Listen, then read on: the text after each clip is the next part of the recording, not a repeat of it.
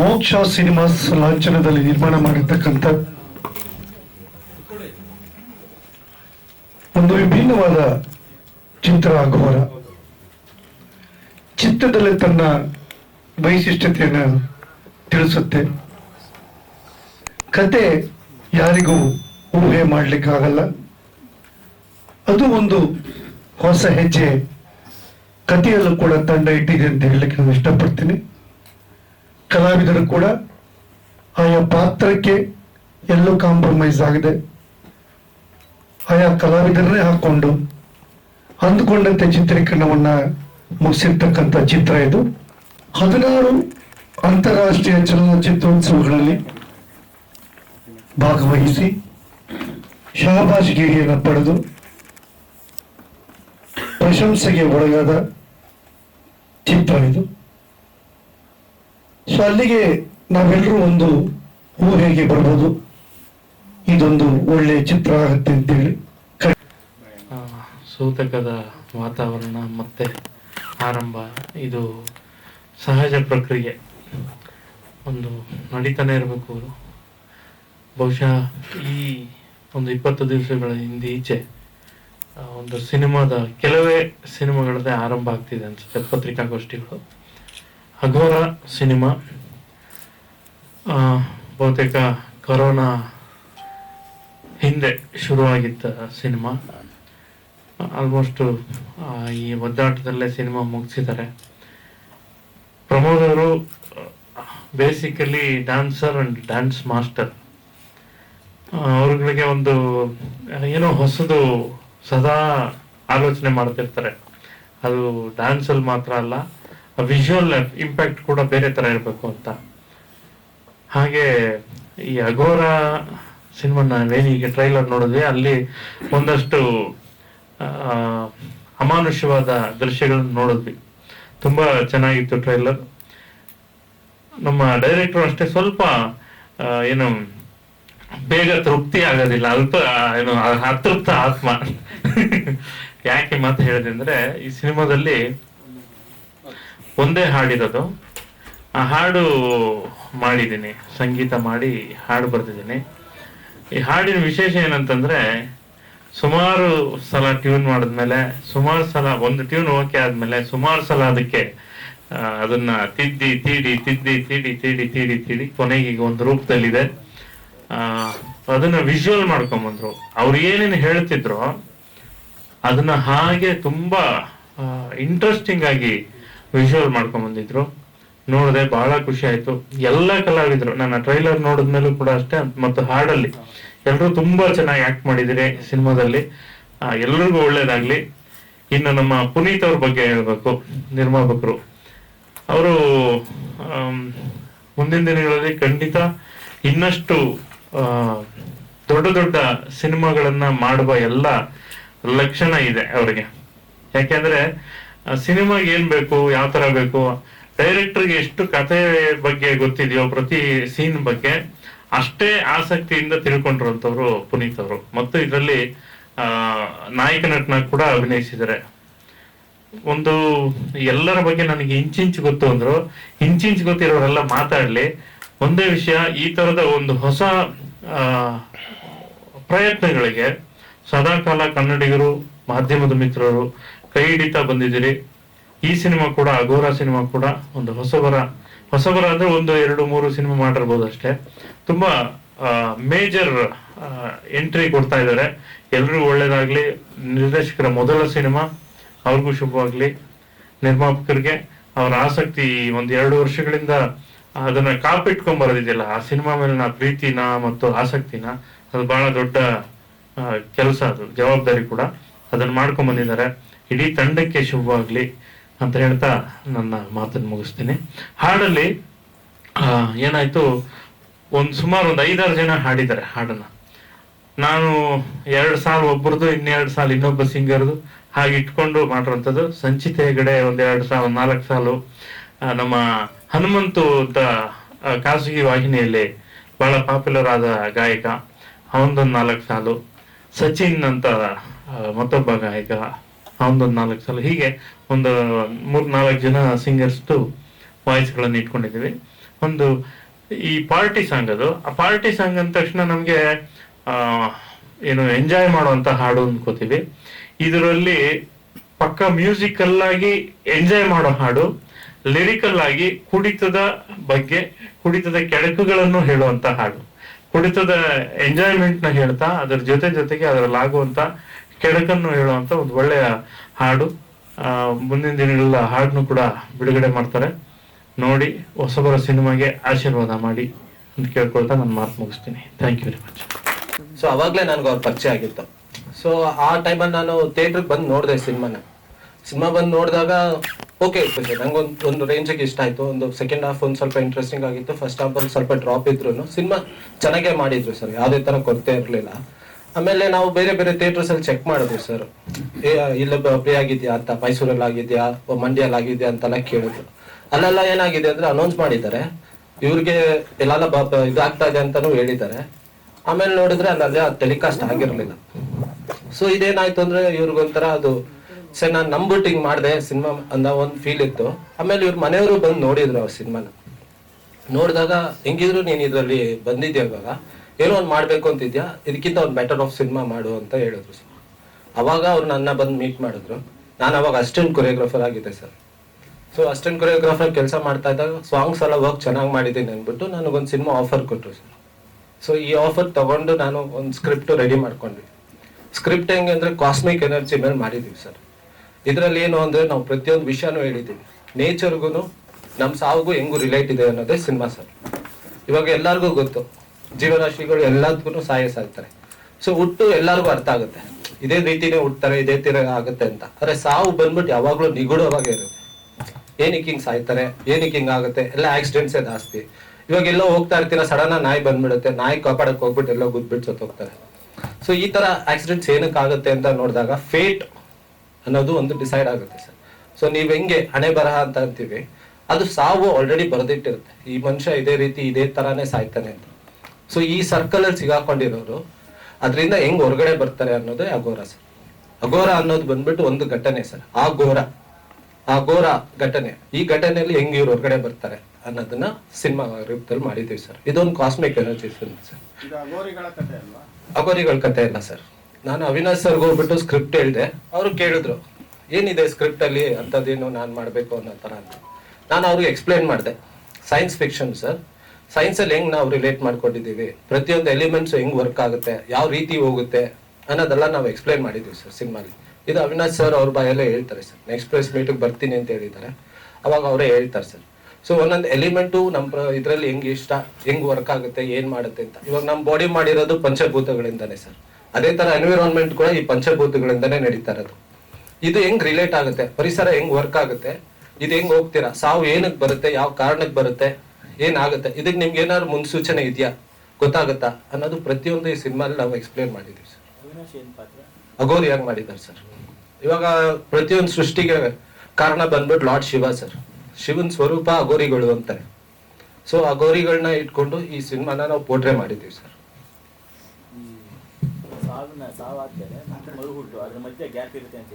ಹೌದು ಸರ್, ಹೌದು ಹೌದು ಸರ್, ಹೇಳ್ತಾರೆ ಹುಟ್ಟು ಸಾವು ಆದ ಗ್ಯಾಪ್ ಅಲ್ಲಿ ಏನ್ ಆಗುತ್ತೆ, ಏನ್ ಮಾಡ್ತಾ ಇದಾರೆ ಅನ್ನೋದು ನಮ್ಮ ಸಿನಿಮಾಲ್ ಎಕ್ಸ್ಪ್ಲೈನ್ ಮಾಡಿರ್ತೀವಿ ಸರ್. ಏನಕ್ಕೆ ಪುನರ್ ಹೌದು ಸರ್,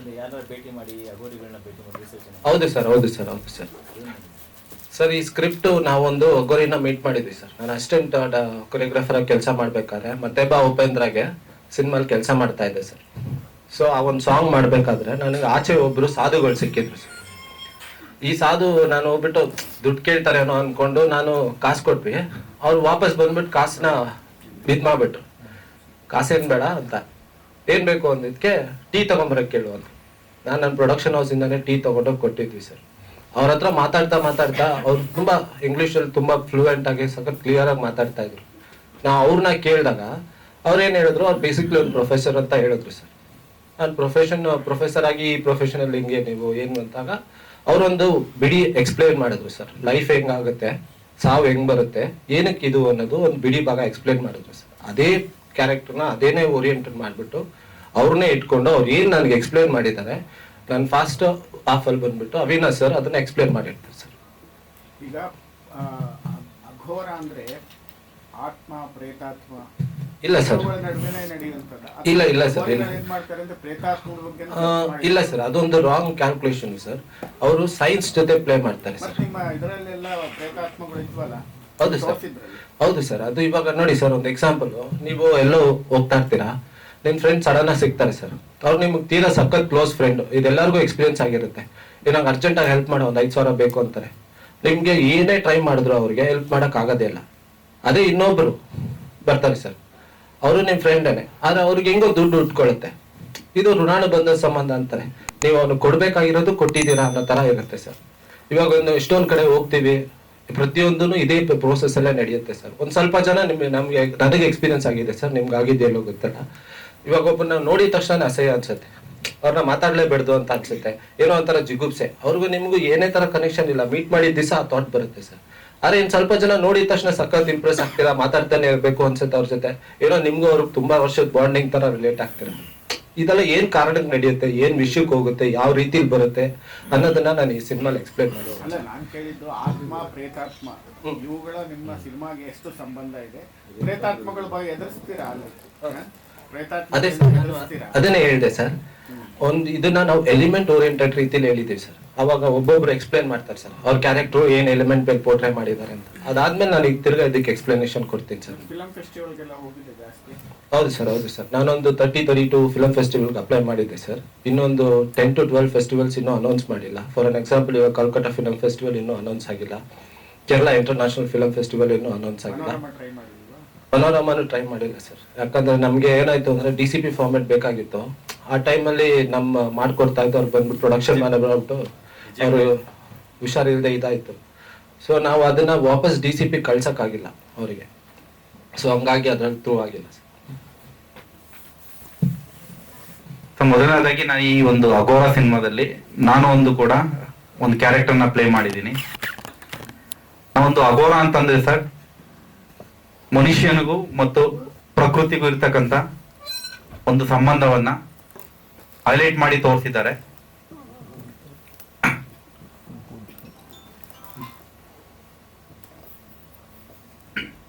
ಆಕಾಶ್ ಅನ್ನೋ ಒಂದು ಕ್ಯಾರೆಕ್ಟರ್ ಸರ್, ನಮ್ಮ ಈ ಪ್ರಕೃತಿನಲ್ಲಿ 5 ಎಲಿಮೆಂಟ್ಸ್ ನ ಇಟ್ಕೊಂಡು ಸಿನಿಮಾ ಮಾಡಿರುವಂತದ್ದು.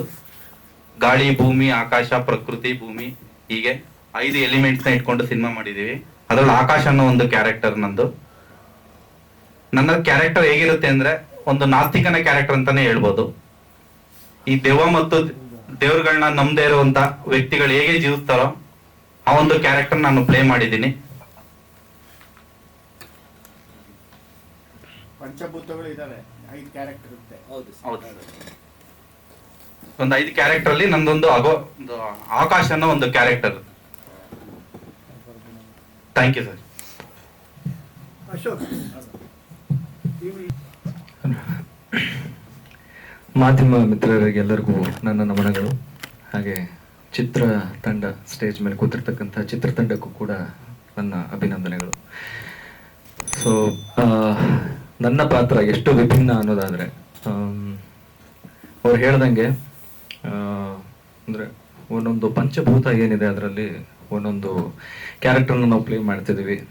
ಇವರು ಆಕಾಶ್, ನಾನು ಅಗ್ನಿ ಅನ್ನೋ ಒಂದು ಪಾತ್ರ ಮಾಡ್ತಿದ್ದೀನಿ.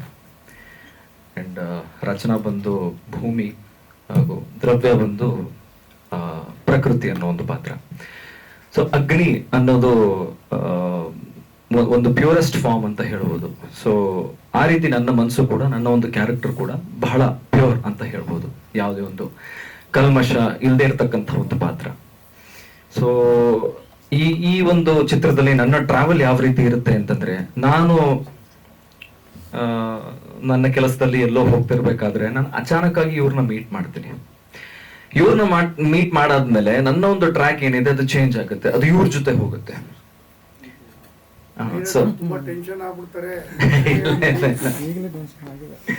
ಇಲ್ಲ, ಸೊ ಆ ಜರ್ನಿ ಇವ್ರ ಜೊತೆ ಸೇರ್ಕೊಂಡಾದ್ಮೇಲೆ ಆ ಒಂದು ಜರ್ನಿ ಏನಿದೆ, ಆ ಜರ್ನಿಲಿ ಏನಾಗುತ್ತೆ ಅನ್ನೋದು ಈ ಒಂದು ಚಿತ್ರದ ಕ್ರಕ್ಸ್ ಅಂತ ಹೇಳ್ಬೋದು, ಒಂದು 1 ಲೈನ್ ಅಂತ ಹೇಳ್ಬೋದು.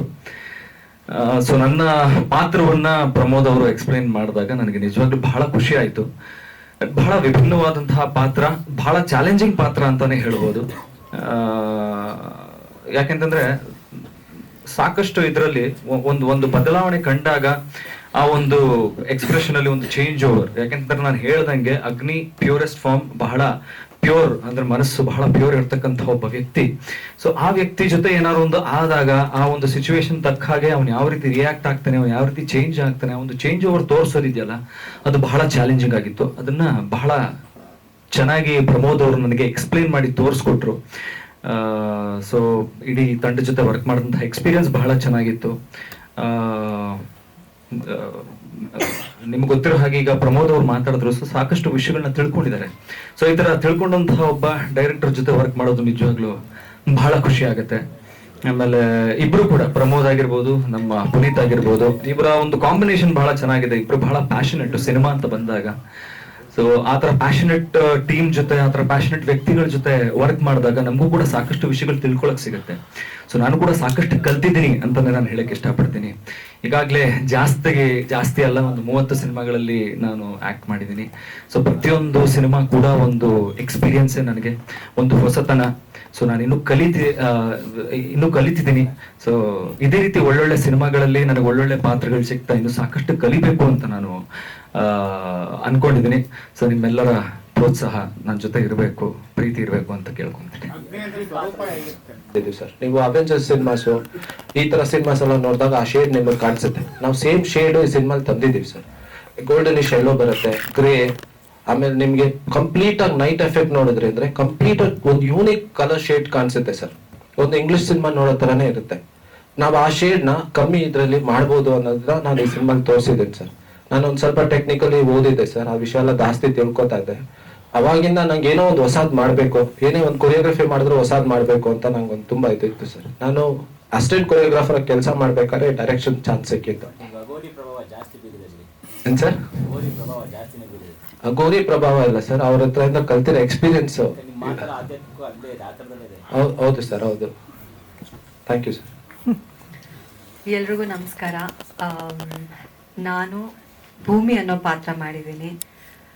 ನಾನು ಮಾಡಿರೋ ಇಷ್ಟು ವರ್ಷಗಳಲ್ಲಿ ಪ್ರಾಬ್ಲಿ 3-4 ಇಯರ್ಸಿಂದ ಮಾಡಿರೋ ಹಲವಾರು ಪಾತ್ರಗಳಲ್ಲಿ ಈ ಪಾತ್ರ ಒಂದು ಡಿಫ್ರೆಂಟ್ ಪರ್ಫಾರ್ಮೆನ್ಸ್ ಓರಿಯೆಂಟೆಡ್ ಅಂತ ಹೇಳ್ಬೋದು. ಸರ್ ನನಗೆ ಕಾಲ್ ಮಾಡಿದಾಗ ಪ್ರಾಬ್ಲಿ 2019 ಅಂತ ಅನ್ಸುತ್ತೆ, ಕಾಲ್ ಮಾಡಿದಾಗ ನಾನು ಯಾವುದೋ ರ್ಯಾಂಡಮ್ ಕಾಲು ಮಾತಾಡ್ತಿದ್ದೆ.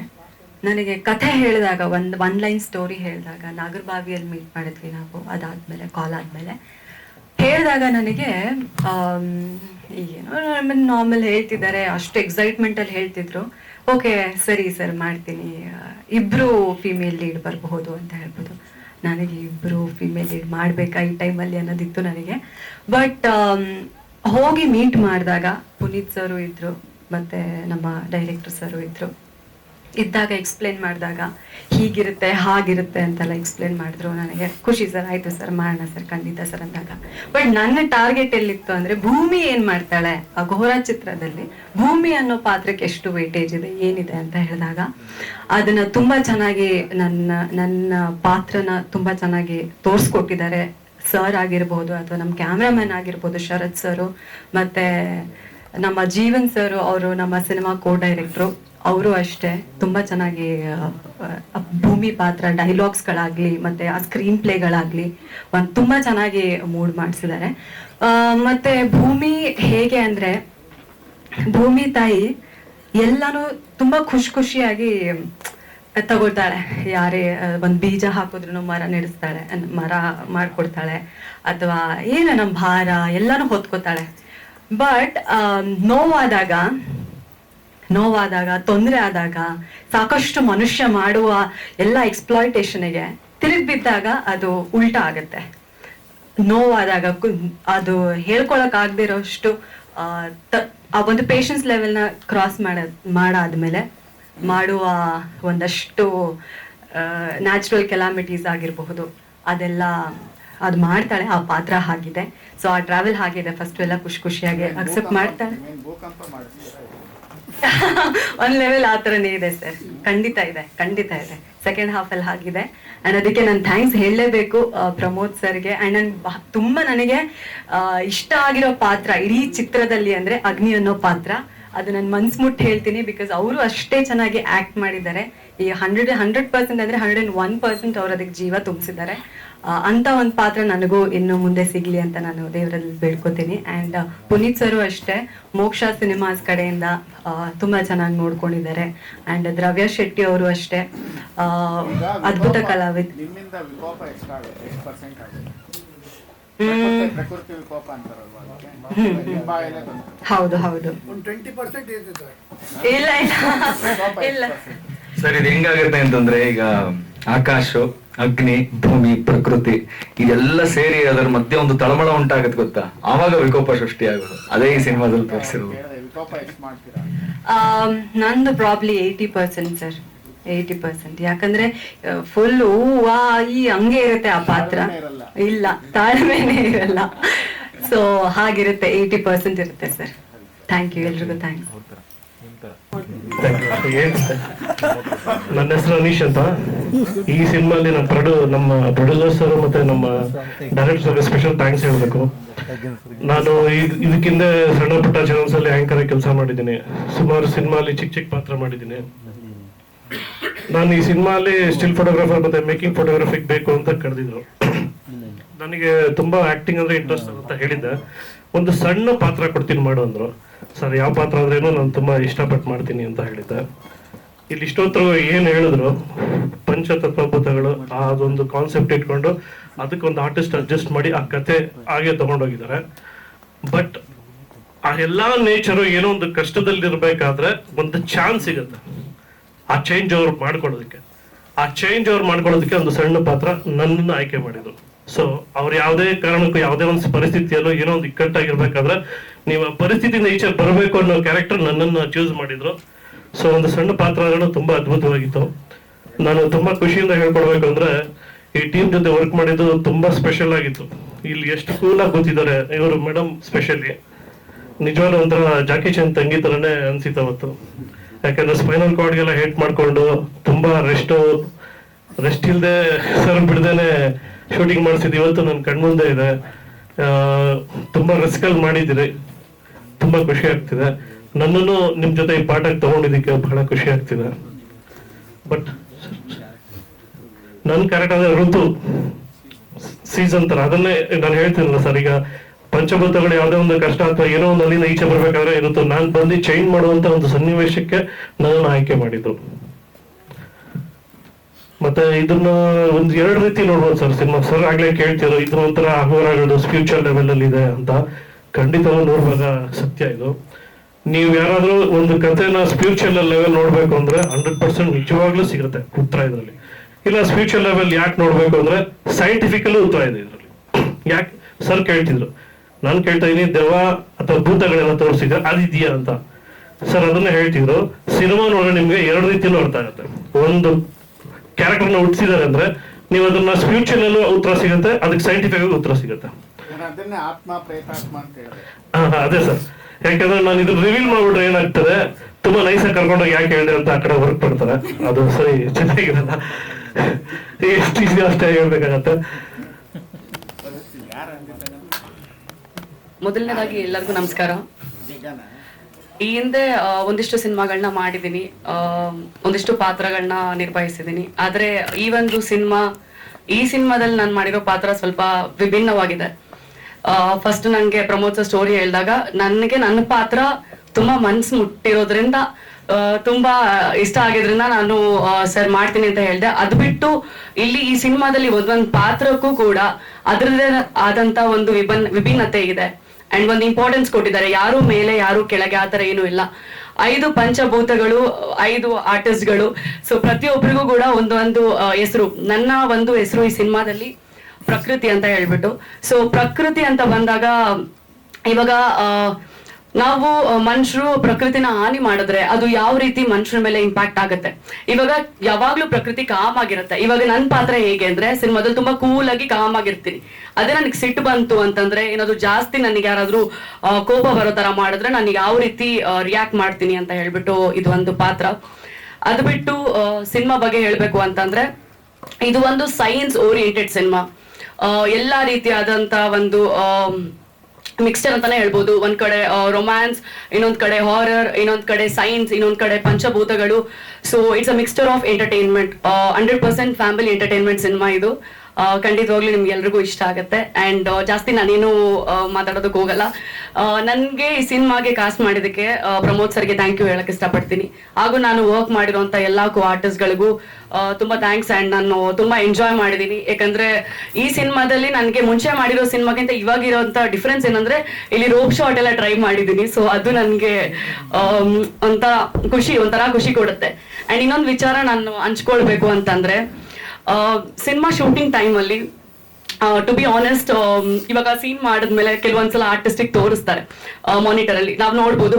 ಸೊ ಆ ಟೈಮಲ್ಲಿ ಒಂದು ಸೀನ್ ಪ್ರಮೋದ್ ಸರ್ ಶೂಟ್ ಮಾಡಿರೋ ಒಂದು ಸೀನ್ ನಾನು ಮಾನಿಟರ್ ಅಲ್ಲಿ ನೋಡಿ ಎದುರುಕೊಂಡಿದ್ದೀನಿ. ಲಿಟ್ರಲಿ ನಾನು ಮಾನಿಟರ್ ಅಲ್ಲಿ ಇನ್ನು ಎಡಿಟಿಂಗ್ ಆಗಿಲ್ಲ ಏನು ಇಲ್ಲ, ಅವಾಗ ತೆಗ್ದಿರೋ ಶಾರ್ಟ್ ನಾನು ನೋಡ್ಬಿಟ್ಟು ಎದುರುಕೊಂಡಿದ್ದೀನಿ.